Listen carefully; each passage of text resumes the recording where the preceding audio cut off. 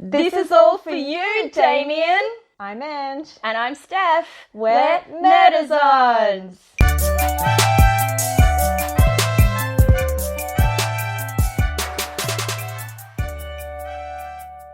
So this month is The Omen. Yes. Which I'm very, very happy we got to do. I love whenever we can do any horror films, and it obviously was my choice. Yeah. So as you all know, I'm a big fan of 70s and 80s and some 60s horror films. I just feel like they defined the genre. Mm-hmm. It's just different to what you have now. Now it's all gore and slash, and I just think there's so much more involved in what they used to do. And this one has probably one of my favourite death scenes in any horror film. Which one's that? It's the truck. Yep. And the glass. Yep. Like it was just done so perfectly. But yeah, so that's in the original one. So we will start with the original. I think we should get into that. Mm-hmm. Let me bring up the synopsis and I will read it for you. Mm-hmm. Okay, so The Omen, 1976. Mysterious deaths surround an American ambassador. Could the child that he is raising actually be the Antichrist, the devil's own son? Whenever I see the Antichrist, I always think of that meme, Antichrist. I don't think there's like that. Somebody put on their bumper sticker, Barack Obama is the Antichrist. They meant to put Antichrist except they forgot the I, so they're like, he's the Antichrist. God. Oh, that's funny. That reminds me of when I was at work and we used to have a bottle of Metho and one girl wrote Mito, and so we just always referred to it as that because she forgot the H. So what did you think of this film? Had you seen it before you'd done this? No, I had never seen it because I knew you were into horrors. Not into horrors, but also kids, especially creepy kids. Oh, they're so creepy in horror films. They're perfect for it. Horrid. And I was thinking, from the very first moment that the credits started, and it was the whole like church chimes singing that was happening, I went, nah, this is going to be creepy AF. Yeah. This is going to be creepy AF. And boy, was it. Yeah, but okay, well, I'll ask you that question later then. I really liked in this one that the dad had like genuine love for his wife. Yes. And he had genuine love for his child. Yeah, this is the point I made. That you could tell that he wanted this to work out and that he was like, I love my child, I could never hurt him, mm-hmm.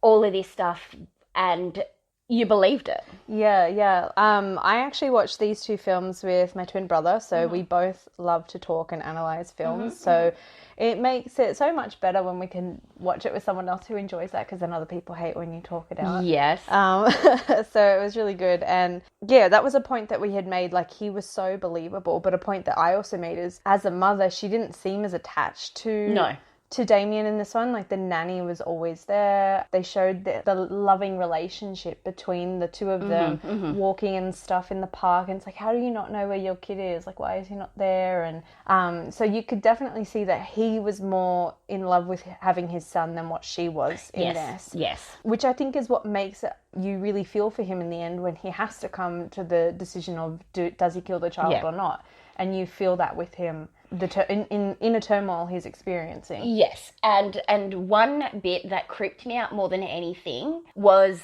him on the trike. Like when he's about to hit. It just reminds me of like, the Shining though. Almost shot for shot. I've never seen The Shining. Yeah, so The Shining when he has a trike, well not shot for shot, but because the balcony is different and the trike is different and stuff, but the angle of the camera where you just see the hands on the trike and him pedaling, so they must have had a camera right over his shoulder and they did it, and then you watch as it turns, the corners and stuff, that is very similar to how they did it in The Shining. It's a really good shot. I like when they do it and you just watch as he's turning around. Yeah, but you were just like, also, I'm sorry, what an idiot puts a chair next to the balcony to water the plants. The Shining came after, so The Shining took it from this. Oh, wow. Yeah, so The Shining was 1980. Oh, wow. Yeah. But who puts pot plants in that random spot anyway that's half hanging over it's on the other side of the balcony? Like, who in their right mind has got the time to go around and clean those things? That's why you hire staff. I know, but why was she doing it? They just had one staff member and he was meant to be an ambassador. All I could think of when the child was taken and then the dog came in was, because I've just finally finished watching Good Omens. So all I could think of was the Hound of Hell and how he's a puppy, and, how... They got some, I thought the same too when I was watching it, rewatching it. I'm like, oh, they did continue some of the story across in it. Yes. into the Good Omens. Yes. One, yeah.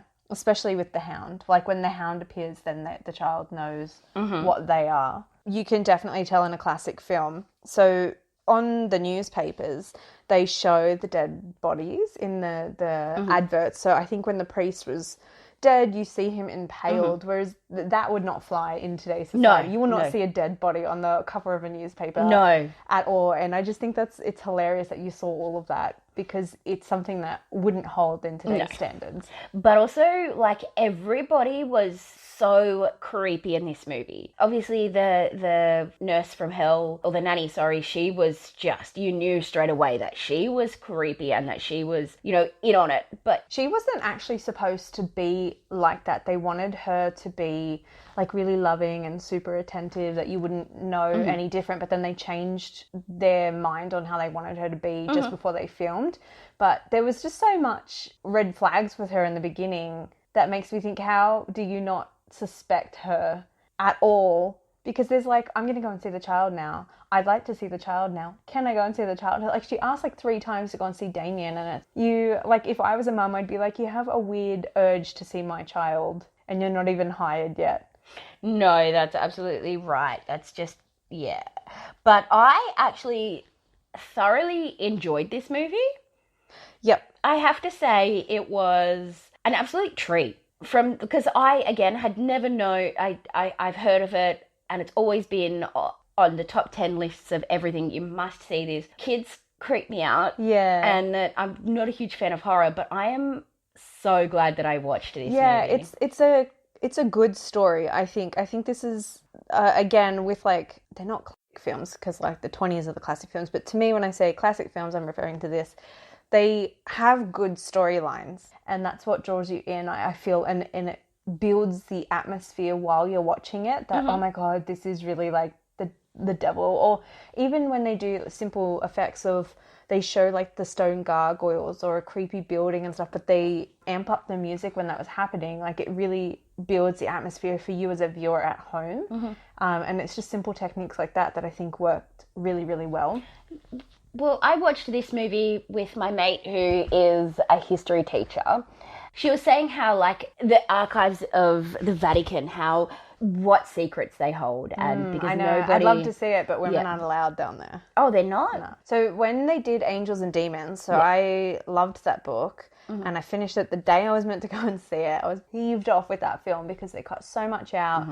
And things like that. And in the book, there was like a whole thing about her being in there. And I think also she was in shorts because she came from an expedition. And again, that was inappropriate. But I'm pretty sure women weren't allowed in there. So, and in the movie, they cut her out from being there. And they just let Tom Hanks go into it, I think. But yeah, like, I was really enjoyed that side of it as well. And sometimes church secrets can be mysterious and fascinating in its own way as well. Also, the scene where the nanny commits suicide. The first one, yeah. Yep. I was completely shocked because, again, I wasn't expecting this. But also, it's funny how they were like, there's a dead body. And then they're like, all right, let's go back to playing on the playground and the swings and shit. No, there was actually more. Like, you see it, Damien's back on the carousel. And I want a party like that when I know, but he's rich. It's weird that they, like, okay, it's not as climatic that they're not running and screaming, but to have everyone, there's a scene where they quickly show, like, kids just staring at it, and it's, I think they would just stare. You don't know how to comprehend that. Like, most people would never, ever experience seeing something like that. And I think that's very true. Yeah, and hard-hitting in itself. But I don't know if you noticed this, after every death, it goes really quiet. So they amp up all the music for the atmosphere, but as soon as someone dies, it gets really, really quiet, and you sit there. It pauses on the dead body, so it watched the body swinging, it saw the priest impaled, and it just gets really silent, and it's like you as the viewer have to take it in. Hey, there's a dead body right there. I also like the character's arc in the fact that, you know, you slowly see the mother just go, you know, from a mum who wants a child to hating her and then going insane. Like, the Damien's obviously, like, turned her completely and utterly, like, bonkers insane. Yeah, but I actually feel as a mother, and this is something me and my twin were talking about, I can't get too into it because the other half of this is for the next film, but she is very disattached. Even from the beginning, you don't see that connection like you do with Gregory Peck. Who plays the dad. You see he has that instant connection. Yeah. Yeah, she's very disattached in this one. Yeah. But I'll get into the rest Yeah, of it. no, I'm trying absolutely. not to say it now because I want to keep them separate. Yeah, absolutely. Separate. But I actually genuinely loved this movie, and I'm glad that you chose this one. Even the special effects, like I feel, even the whole photography, it's very Final, like you can see Final Destination sort of picks parts of that with the like where it shows the lights coming through it, or the line going across where his neck is decapitated. Even just that effect builds a creepy, like, could you imagine seeing yourself with a photo and thinking, crap, I'm going to be decapitated soon? Yeah. Yeah, that is a creepy build into the film itself. It adds to your atmosphere. The special effects were amazing for 1976, especially when that head rolled and it goes straight through. Like, they would have had to actually recreate that. Yeah. And whereas, like, they just use a lot of CGI and stuff now if they can't they think they can't do it. Whereas it just looks so much more impactful to see that. Absolutely, absolutely. I have quite a lot of, like, fun facts and some notes on this one. So while I was watching it, my twin knew quite a lot of this, and he was telling me as I go. He's obviously seen this many times. Yeah, and he's seen all the sequels to it, which I actually haven't seen. And see, that's one thing that okay, so with the end where that was genuinely like, I was like, oh my God, please let him kill Damien. And because I didn't know that they remade it. I didn't know that there's an Omen 1, 2, 3, 4, 5, 6, 7, 8, and 10. So I wasn't expecting him to survive. Yeah. I wanted the dad to kill him. This is a fun fact that my twin told me about this. So Damien was supposed to die. It was written in it. However, the actor Gregory Peck, a year before this was released, so by the time they were filming, it probably would have only been months beforehand, but his son had actually committed suicide. And so he was going through dealing with that, and he said, I just can't do that and kill the kid. Like, I can't do it knowing that what my son had gone through. Yeah. So they rewrote it. So at the end, there was actually supposed to be 3 coffins. And so you knew he did kill him and then got shot himself. But yeah, it wasn't supposed to end like that. That wasn't how it was meant to be. But another fun fact my twin told me, the boy, how he got the role is they told the kids when they audition to run and attack the director in the car scene when he's near the church, and so just attack him. And so he actually kicked him in the nether region. So he got kicked in the nuts, pardon my language. And as soon as he did that, he got the role. And also, at the end, when he turns and he smiles, how they achieve that with the kid is they said, whatever you do, you can't smile or laugh in this scene. And he obviously, something you're told not to do, and you do it. Yep. Yeah, so that was what they did. And he actually had to dye his hair when he got the role. Yeah, because he was blonde. Yeah. Yeah, I saw a little fun fact that he was blonde. And then, this is something else that I wanted to go through with you. So, Shudder Original Content created a series this year called Cursed Films. They're about 25 minutes an episode, and it goes, you've got, the first episode is The Exorcist. I haven't watched it yet, but I'm really keen to watch that one. I jumped straight into episode 2 for The Omen. I thought it would be really, really good. There's also, I think, The Crow, The Poltergeist. I can't remember the rest of the content. Because I've heard about Shudder. It's a streaming service for horror. Yes, correct. Yeah. So the Cursed Films is their original content, and it goes on about cursed Hollywood films. So it was always believed that this original Omen film had a curse. And this is something I didn't know, but they had a religious expert on the set from the very beginning. And that guy said, if you are going to be dealing with the subject matter, the devil, you are inviting the devil into this, and bad things are going to happen. So the expert said that the devil's greatest trick was to remain invisible, and this is in the form of a demon child. So the curse is the devil tried to stop the film being made. This, I listed it, I tried to list it as briefly as I could because it's a whole episode that will go into this. But this is everything that had happened with the film. 2 crew members, one of them being the lead actor, Gregory Peck, had their planes struck by lightning on their way over to the film. Far out. Furthermore, Gregory Peck, so the main guy, was also supposed to be on a plane. He missed it, and the plane crashed. It hit a flock of birds, crashed into the runway, and hit a station wagon, which, in that station wagon, was the wife and children of the pilot of that plane who just dropped him off. 6 people died from that crash, and he was supposed to be on it. Whoa. Yeah, but instead his plane got struck by lightning. So, next, the IRA, they were active at the time of filming in London. Mm-hmm. A bomb went off a block and a half away from the filming location. They were also booked to go into Scott's restaurant, and that was blown up. The baboon scene. Before I get into this baboon scene, this is a note my brother told me about. So with the baboon scene, just before I mention the curse note, my brother had actually mentioned to me how they achieved the baboons attacking the car was they had a baby baboon under anesthetic, so it was asleep in the boot, so that they knew the baby was there, and naturally they will swarm to try and protect the baby. But the curse, behind the curse of the film, the car that Lee Remick, who is the mother, had actually stalled, so she actually couldn't drive and get out. So the fear you see in the film, it was real while it was being filmed. One of the animal handlers of that park, when they were filming, was killed and eaten by a lion. What? Yeah, I know, it's crazy. Then, this is sad. So the director, he was pretty choked up when I listened to him say this in the episode. But the lead special effects supervisor had a vehicle accident and his fiancée was decapitated, which is just like the film. And they say, I do air quotation marks because this part, I don't know if it's real, but they say that the accident happened near a sign that said Omen, O-M-M-E-N, 66.6 Ks. Oh, no, Ks, it was filmed in London. Oh, yeah, London, sorry. I thought it was American. Sorry. I'm so sorry. So in the film, they had a lot of expert knowledge, subject matter experts, I should say, that's the way it is, throughout the episode talking about different things. And one guy, who's a black magician, said that if there's a curse on a film, someone has to be pushing it from the other end, which makes you think, oh, it's the devil pushing this curse. However, when most of the crew members and stuff talk about the film, they actually don't see it as a cursed film, because they said if it really was cursed, then in every location where these things had happened, someone from the film would have, sadly met their fate. And they didn't. So they see it was a blessing that they were able to get it out there and things like that. So yeah, that's the curse behind the Omen. Wow. Yeah.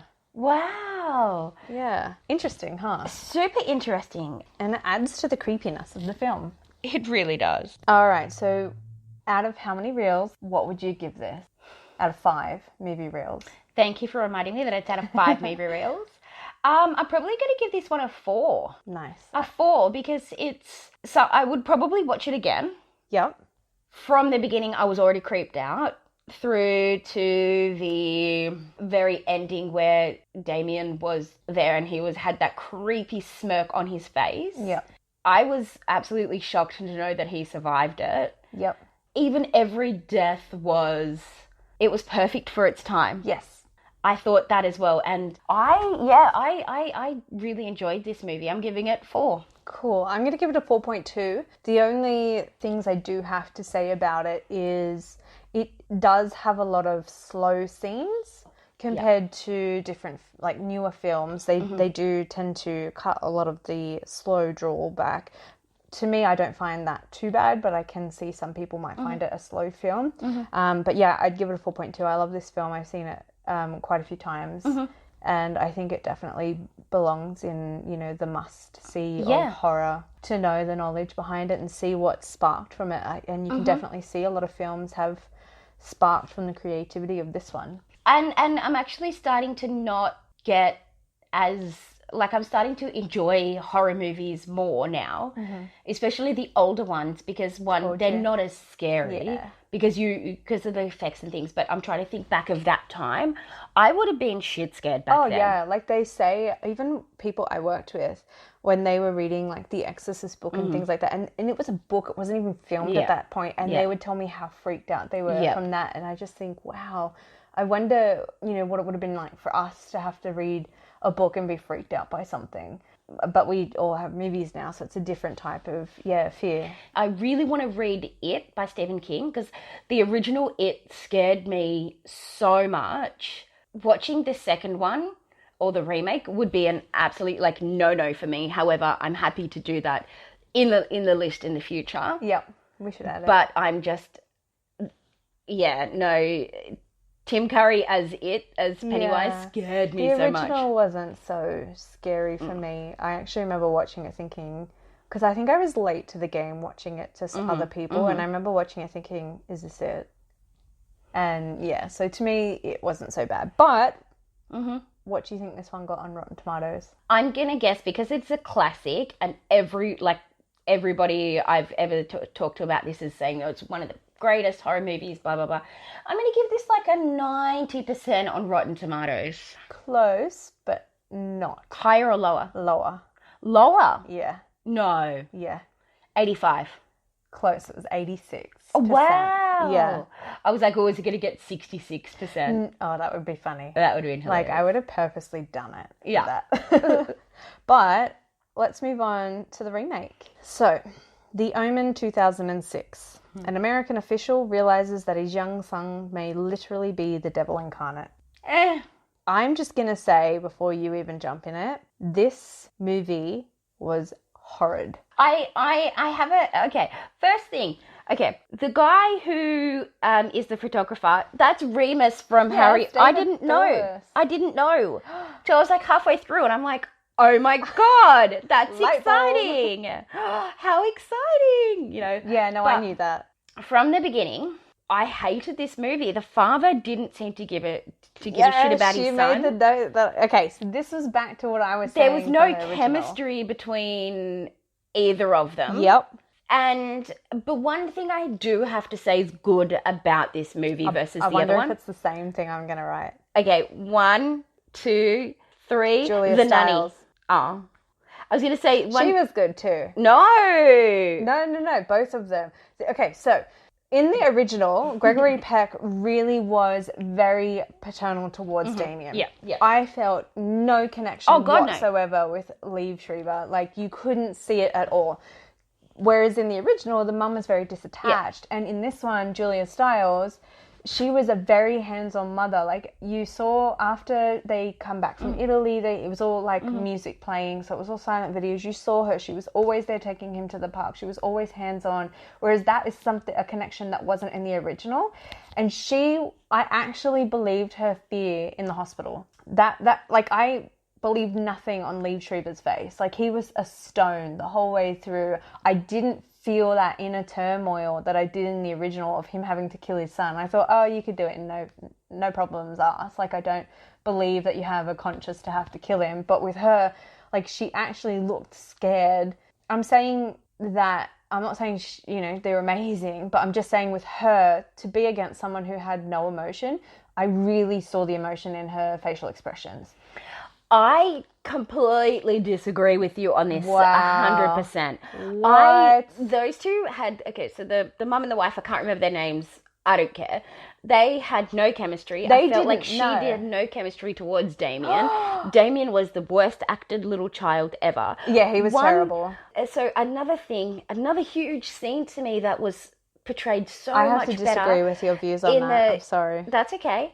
So one huge scene for me that I was believable in the original versus the new one is the scene where the photographer drops his camera and the dad's like, I am so sorry for that. I'm genuinely sorry.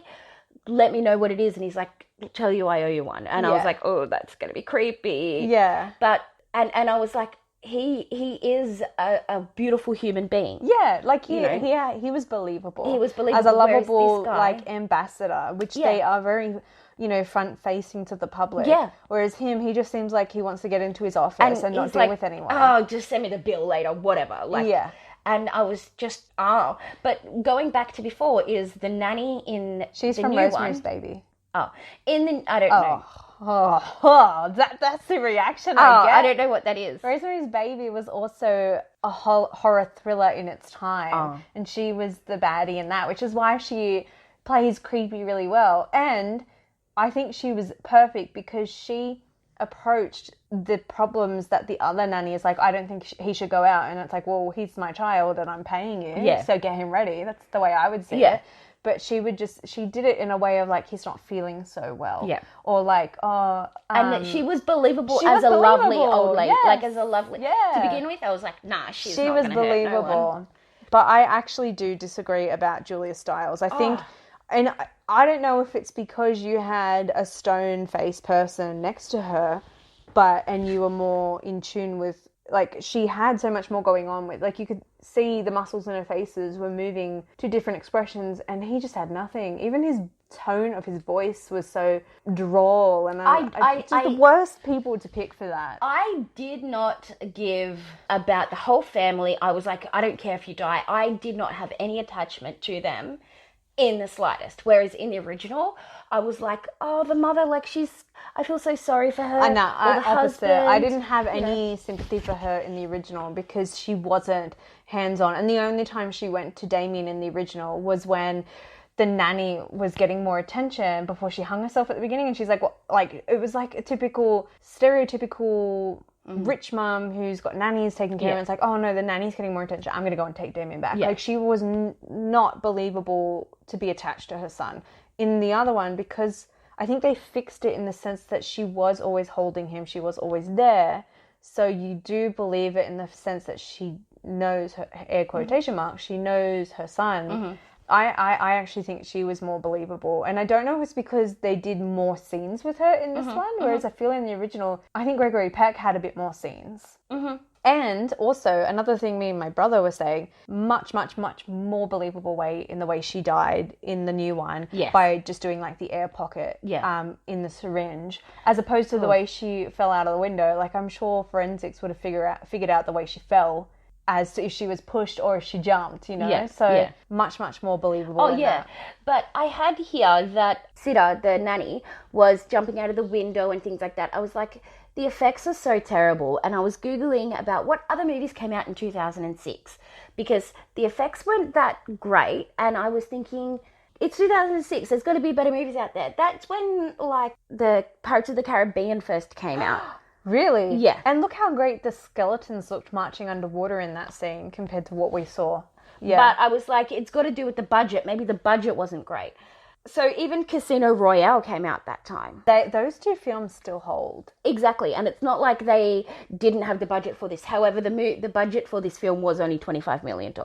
Right. Which isn't a huge amount for a blockbuster movie. Yeah. One thing we noticed, me and my twin, when we noticed this, they really focused on a particular camera technique in this, and it was actually quite annoying to watch.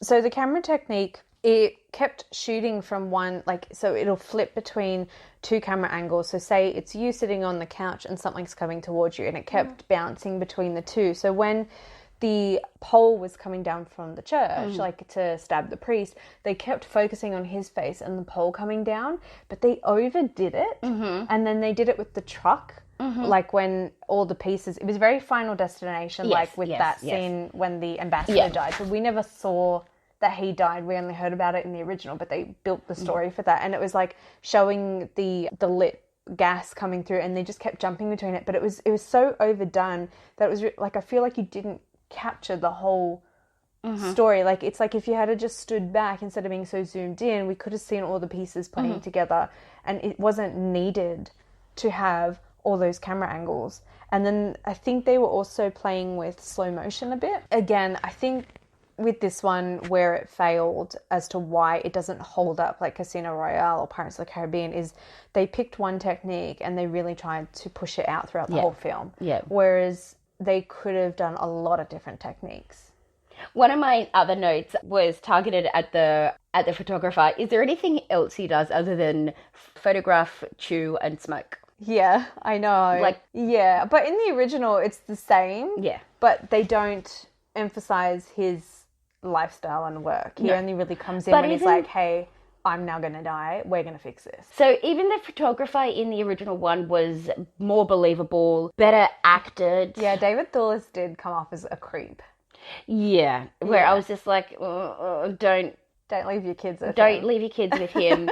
you'll probably wake up in a bath the next day with a kidney missing. Yeah. But the photography in the original one, it was more believable that he was a photographer in the way that he was holding the camera and all that kind of stuff. Whereas Remus was just like, cool, I'm acting.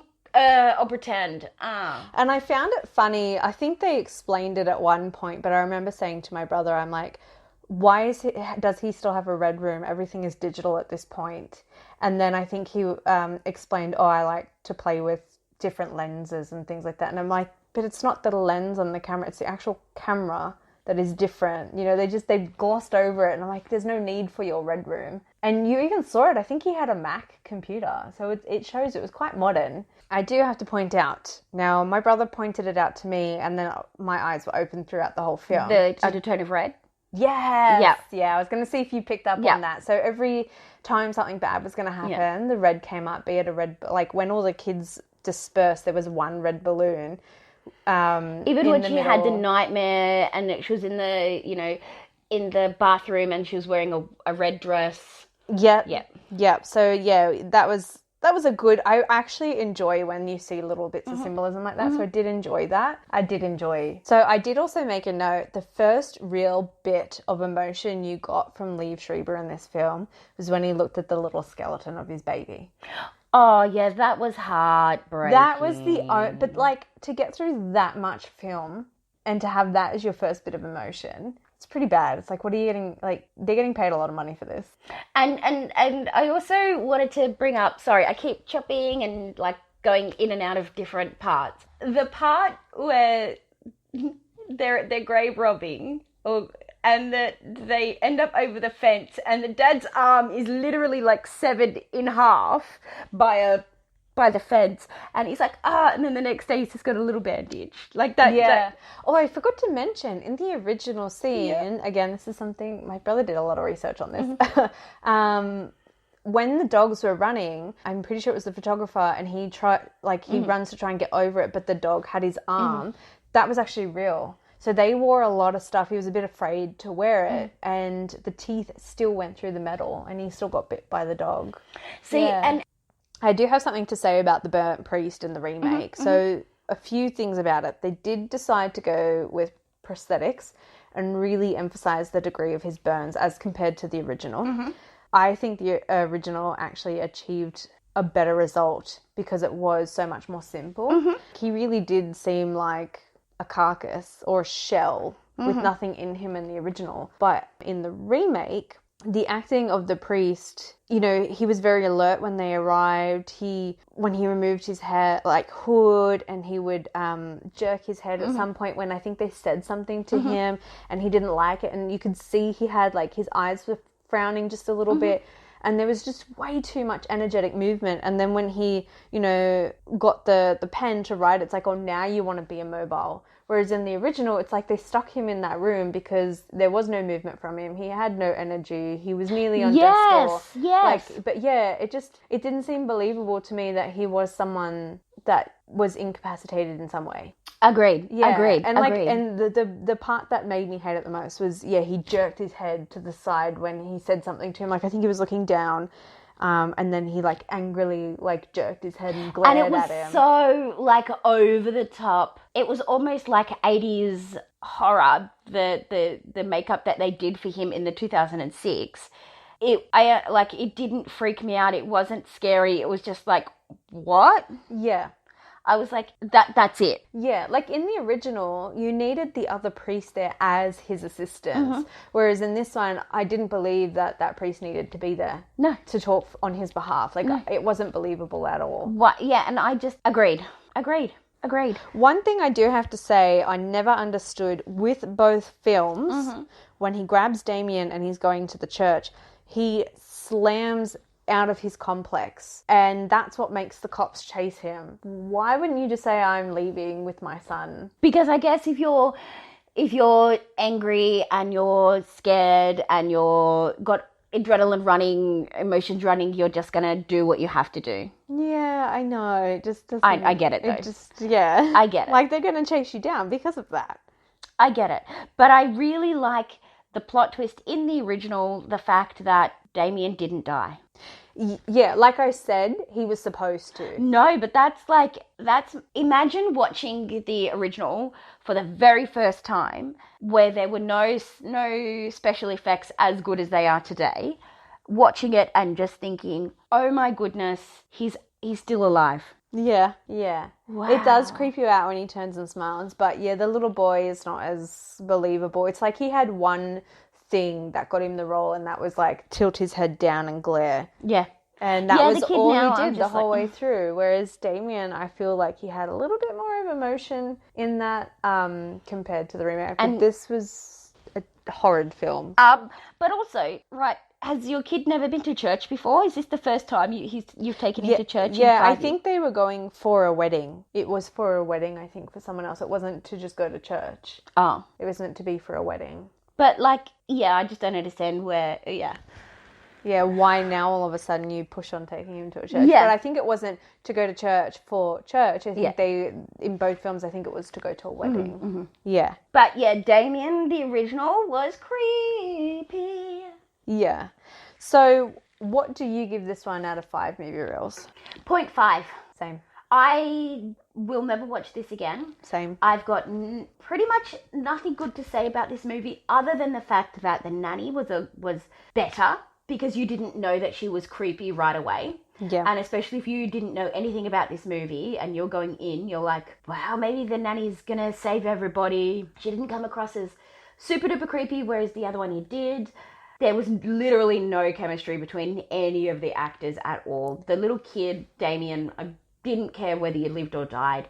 Although I was talking to my mate about, hey, how can you get on an aeroplane with knives on your hands? And yeah, then I realized, no, even in the new one. Yeah. But he does it because he's diplomat, he would have his own jets and stuff. So I was like, oh yeah, I didn't think of that. I thought the same too. I'm like, how is this allowed? Imagine economy, just like, I've got all these knives here. But I like the way that they explained the knives better in the original than they did with this one as well.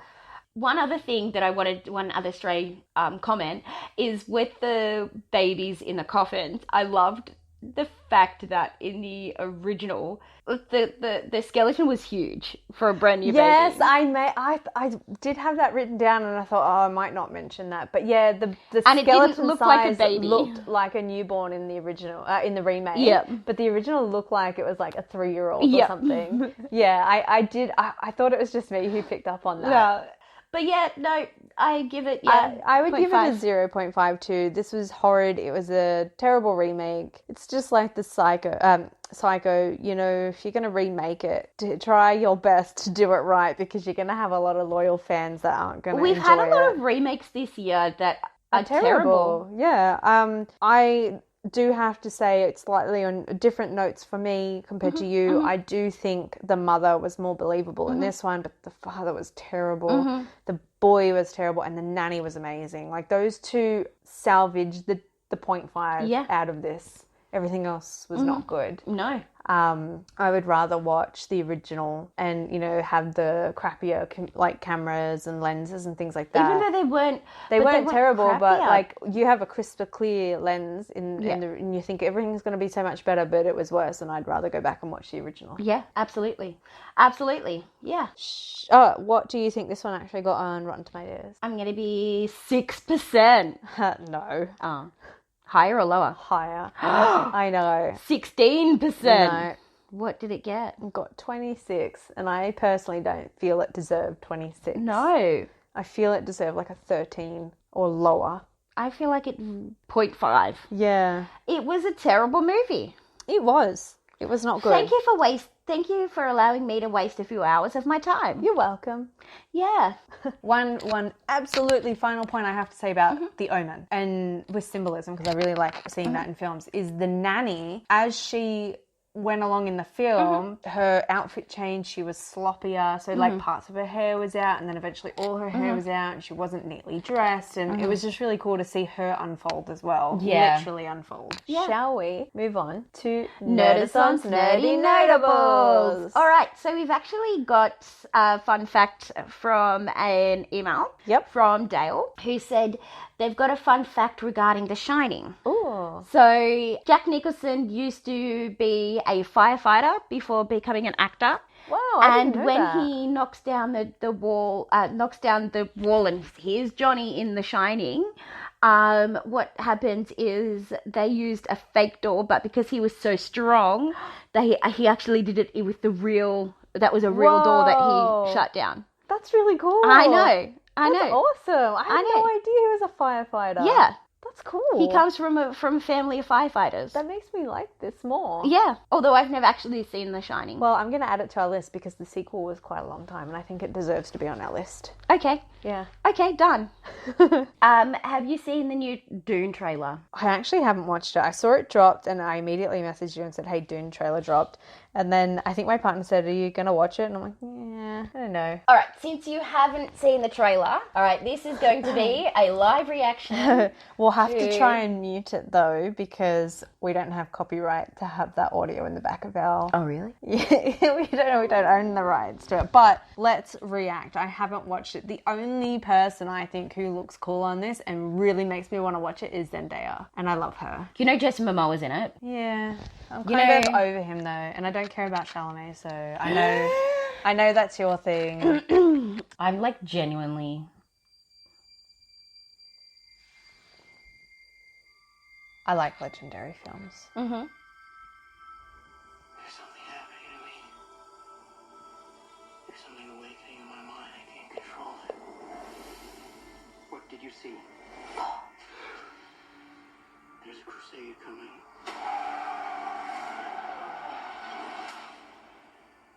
Do you often dream things that happen just as you dreamed them? Yes. Oh my god. I just realised who that is. The test is simple. Remove your hand from the box, and you die. What's in the box? Pain. Is that Kate Blanchett? It's, You inherit too much power. You have proven you can rule yourself. Now you must learn to rule others. Something none of your ancestors learned. My father rules an entire planet. He's losing it. He's getting a richer one. He'll lose that one too. Is Oscar Isaac meant to be his dad? Yeah. Because they actually look believable as father and son. Arrakis is a death trap. Was that Batista? This is an extermination. They're picking my family off one by one. Let's fight like demons. He plays the same. Like, I love Jason Momoa, but it's always the same character now. Yeah. Off his own leg to escape. What will you do? I know you. How good does it look though, seriously? It looks amazing. Like, everything looks amazing. I don't know the story behind Dune, so to me it looks very confusing. Like, I feel like I'm really going to have to concentrate with this film to understand all the elements. The future. I can see it. Wait for it, wait for it. I like this bit, hold on. I must not fear.